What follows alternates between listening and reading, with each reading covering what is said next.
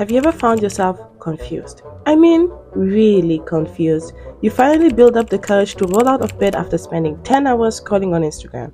You head to your desk, ready to dive into studying, but suddenly, it hits you. You have absolutely no idea where to begin. Your mind's a blank, and you're frantically searching for any bit of direction, but nothing. Well, don't worry, dear viewers, because in this episode of Uni Diaries, I'm here to share my top 3 tips to help you kickstart your study routine and actually make progress towards your academic goals. It all starts in the morning.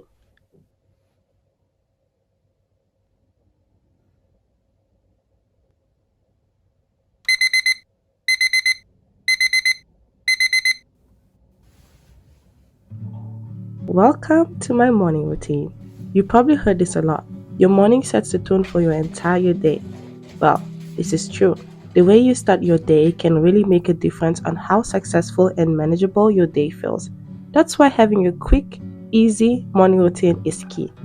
As students, we have a lot on our minds and barely any time to slow down. So, keeping it simple helps avoid the pressure of trying to cram too much in before we even get started. As for me, it's all about the basics: making my bed, taking a shower, doing a quick skincare routine, and rushing off to class. But since today is the weekend, we're slowing down a bit. I'll be catching up on assignments and getting organized for the week ahead. So, let's do this together, shall we?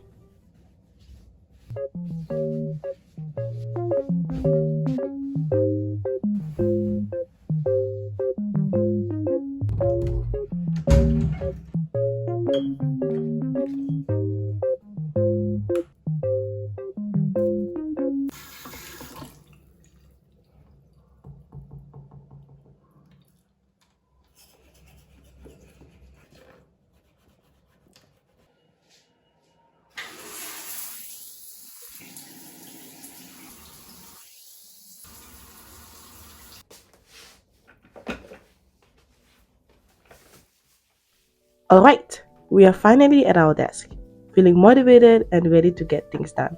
We open up our to-do list and wow, that's a lot to do. But now, the big question is, where do we even start?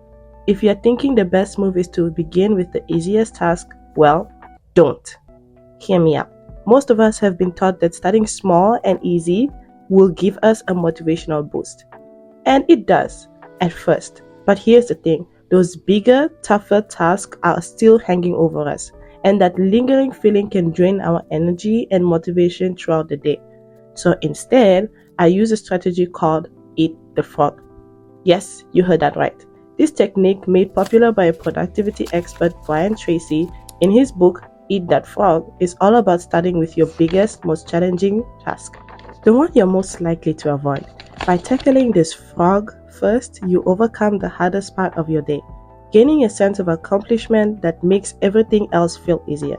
It sets the tone and gives you a mental boost. So even if you only manage to get that one thing done, it's still a win. For me, the frog was the curriculum development slides for my presentation next week. So let's eat that frog together, shall we?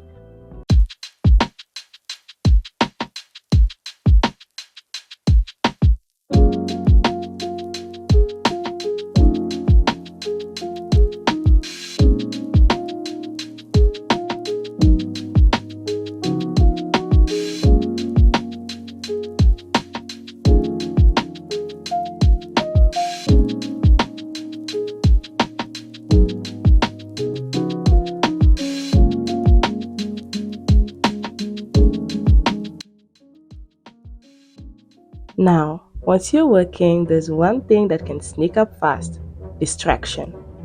As you were studying, you felt the urge to pick up your phone and scroll on Instagram. After scrolling for some time, you finally snap out of it and wonder, what am I doing?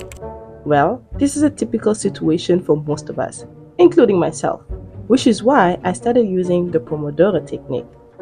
This method was developed in the 1980s by an Italian student named Francesco Cirillo. This method was all about creating focused work sessions. Here's how it works. You set a timer for 25 minutes and commit to working deeply on just one task. When the timer goes off, you take a 5-minute break. Then you repeat this cycle a few times and then take a longer break. The idea is that the shorter sprints create a sense of urgency and make it easier to stay engaged. And a pro tip, if your phone keeps breaking your focus, try recording a time lapse of your study session. This not only keeps your hands off your phone, but gives you a great visual of your progress, and it's super motivating. Just like what I'm doing right now. You can try it too. It definitely works.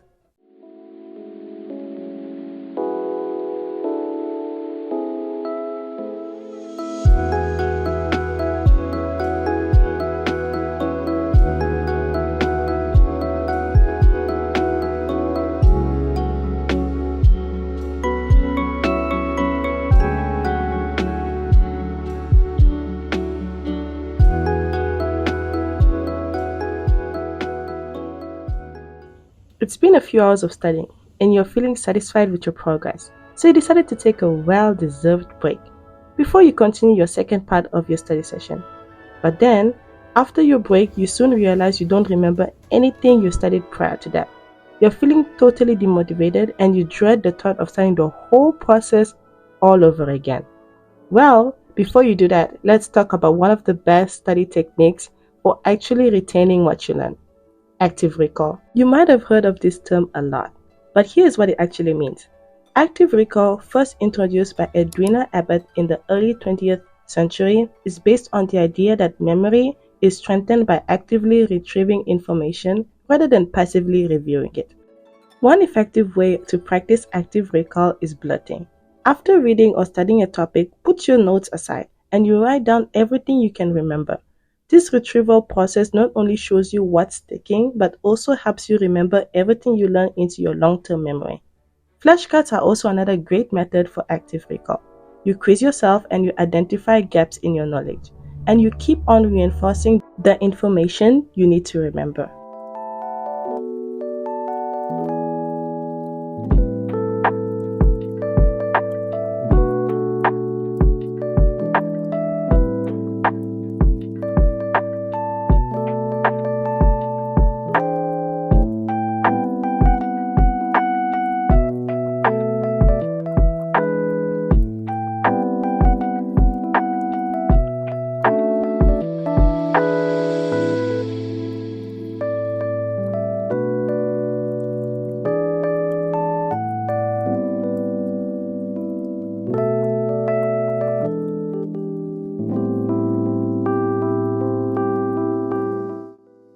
These three strategies, eating the frog, using the Pomodoro technique, and practicing active recall are all powerful tools for both productivity and focus.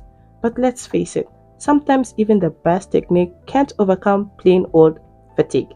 If you're feeling too tired to even get started, don't worry, I've got tips for that too. Just click over to this video where I'll walk you through strategies for managing study fatigue and boosting your energy. See you there!